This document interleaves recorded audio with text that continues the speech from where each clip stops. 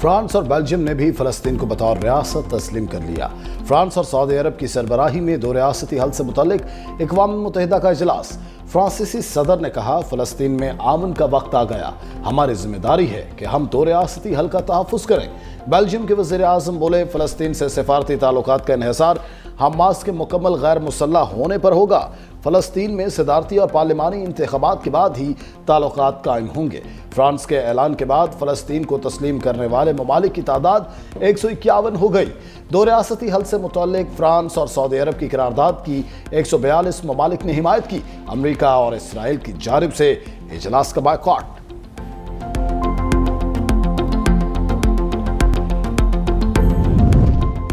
وزیر اعظم شہباز شریف سمیت مسلم رہنما آج امریکی صدر ڈونلڈ ٹرمپ سے ملاقات کریں گے۔ وزیر اعظم اقوام متحدہ کے اجلاس میں شرکت کے لیے امریکہ پہنچ گئے۔ جنرل اسمبلی اجلاس کی سائیڈ لائنز پر اہم ملاقاتیں ہوں گی۔ وزیر اعظم 26 ستمبر کو جنرل اسمبلی اجلاس سے خطاب کریں گے۔ اپنے خطاب میں کشمیریوں اور فلسطینیوں کے حق خودارادیت پر زور دیں گے۔ وزیر اعظم دہشت گردی، ماحولیاتی تبدیلی اور اسلاموفوبیا سمیت عالمی مسائل پر پاکستان کا موقف پیش کریں گے۔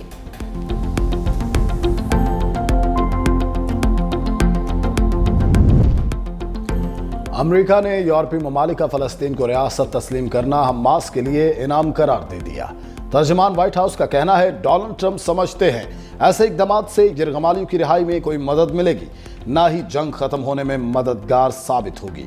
یہ فیصلے صرف باتوں تک محدود ہیں، ہمارے اتحادیوں کے عملی اقدامات نہیں۔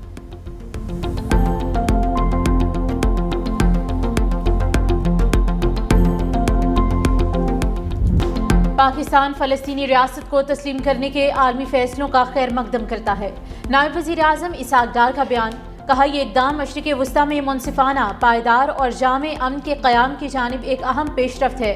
فلسطینی عوام کو ان کا جائز حق دلانے کے لیے عالمی برادری کو متحد ہو کر عملی اقدامات کرنا ہوں گے۔ وزیر خارجہ اسحاق ڈار کی کینیڈا کی وزیر خارجہ انیتا آنند سے ملاقات اقوام متحدہ جنرل اسمبلی اجلاس کی سائیڈ لائنز پر ہوئی۔ دونوں جانب سے پاکستان کینیڈا مثبت تعلقات کو سراہا گیا۔ ملاقات کے دوران معاشی اور تجارتی تعلقات میں مزید تعاون کا اعادہ کیا گیا۔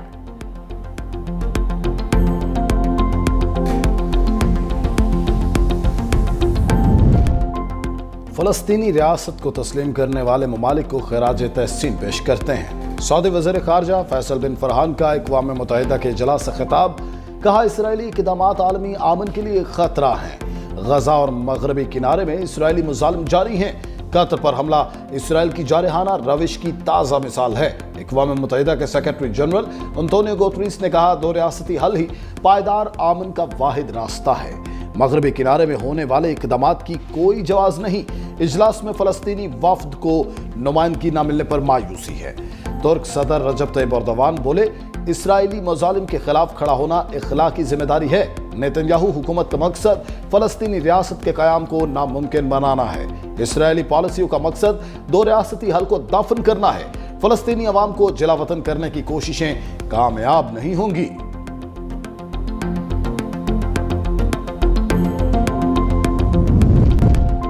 راولپنڈی کی انسداد دہشت گردی عدالت میں جی ایچ کیو حملہ کیس کی سماعت، جج امجد علی شاہ کیس کی سماعت کی۔ بانی پی ٹی آئی کو واٹس ایپ لنک پر عدالت پیش کر دیا گیا۔ عدالت کی جانب سے آج 10 گواہان بیان ریکارڈ کے لیے طلب کیے گئے۔ گزشتہ سماعت میں استغاثہ کے 2 گواہوں کی شہادت قلم بند کی گئی تھی۔ آئی ایم ایف کے ساتھ قرض پروگرام کے تحت اگلی قسط کے لیے مذاکرات۔ آئی ایم ایف مشن کا 25 ستمبر سے 8 اکتوبر تک دورہ پاکستان شیڈول۔ پہلے مرحلے میں تکنیکی، دوسرے مرحلے میں پالیسی سطح کے مذاکرات ہوں گے۔ وزارت خزانہ، توانائی، منصوبہ بندی، اسٹیٹ بینک کے ساتھ مذاکرات ایجنڈے کا حصہ۔ آئی ایم ایف جائزہ مشن کے صوبائی حکومتوں سے بھی الگ الگ مذاکرات شیڈول۔ مشن کے دورہ پاکستان کے لیے ورکنگ حتمی مرحلے میں داخل۔ سیلاب کی تباہ کاریوں اور متاثرین کے لیے ریلیف بارے بھی تجاویز پیش ہوں گی۔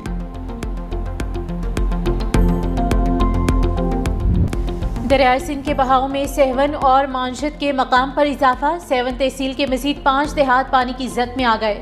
مانجھد کا قدیمی مندر اور ریلوے ٹریک بھی پانی کی زد میں آ گیا۔ لکی شاہ صدر اور آمری ریلوے ٹریک بھی پانی میں ڈوب گئے۔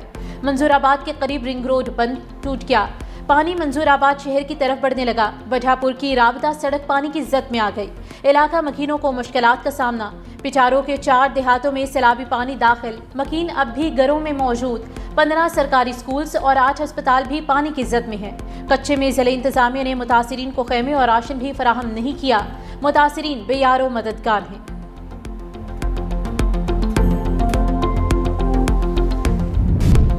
सैलाब से मुतासरा इलाकों में बहाली के इकदाम जारी। पंजाब के दरियाओं में पानी का बहाव नॉर्मल हो चुका। DGPDM पंजाब इरफान अली काठिया ने कहा कि सैलाब से मुतासरा इलाकों में पानी की सतह में वाज़ेह कमी हो रही है।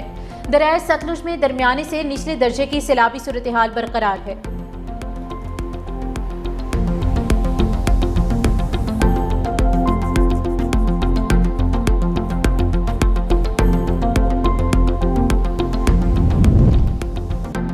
हुकूमत सिंध की जानिब से हालिया हफ्ते के दौरान खवातीन को पिंक स्कूटीज फ्राहम करने का फैसला। सिंध के सीनियर वजीर शर्जील इनाम मेमन की ज़ेर सदारत अहम इजलास में पिंक स्कूटीज प्रोग्राम का तफसीली जायजा लिया गया। सीनियर वजीर शर्जील इनाम मेमन ने कहा, यह सहूलत खवातीन के लिए एक इनकलाबी कदम है। खवातीन को रोजाना की आमद और रफ्त में आसानी होगी, वक्त की बचत, सफरी अखराजात में कमी के साथ खवातीन को एक महफूज और बावकार सफर मुयसर आएगा। ये स्कीम खास तौर पर उन खवातीन के लिए है जो रोजाना तालीम, मुलाजमत या दीगर जरूरियात के लिए पब्लिक ट्रांसपोर्ट पर इन्हिसार करती हैं। सिंध हुकूमत का शहरियों की सहूलत के लिए बड़ा इक़दाम। डेथ सर्टिफिकेट के इजरा की फीस खत्म करने पर गौर।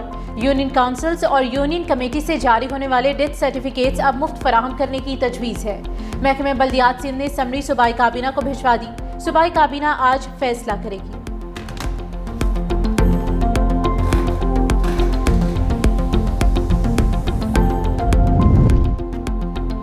पाकिस्तान में हर साल 2000 लड़कियां सर्वाइकल कैंसर का शिकार हो रही हैं।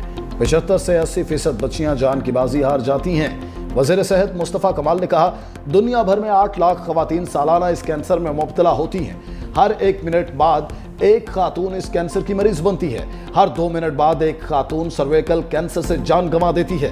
हम अपनी माओं, बहनों और बेटियों को इस मर्ज से बचा सकते हैं। बीमारियों से बचाव ही असल कामयाबी है। अस्पतालों का बोझ कम करने के लिए कवानीन बनाना होंगे।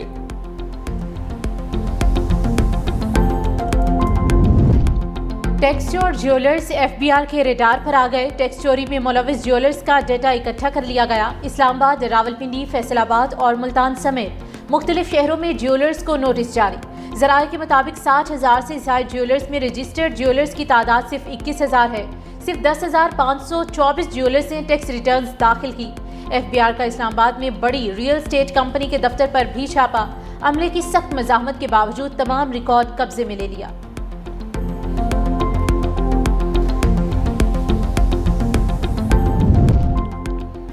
ड्रग कोर्ट लाहौर ने टिकटॉकर हकीम शहजाद के नाकाबिल जमानत वारंट गिरफ्तारी जारी कर दी है। आइंदा पेशी पर 24 सितंबर को अदालत में पेश होने का हुक्म। अदालती अहकामात के बावजूद हकीम शहजाद को अदालत में पेश न होने पर नाकाबिल जमानत वारंट गिरफ्तारी जारी हुए। हकीम शहजाद पर गैर कानूनी इश्तिहार और बगैर लाइसेंस अद्वियात की फरोख्त पर मुकदमात दर्ज हैं।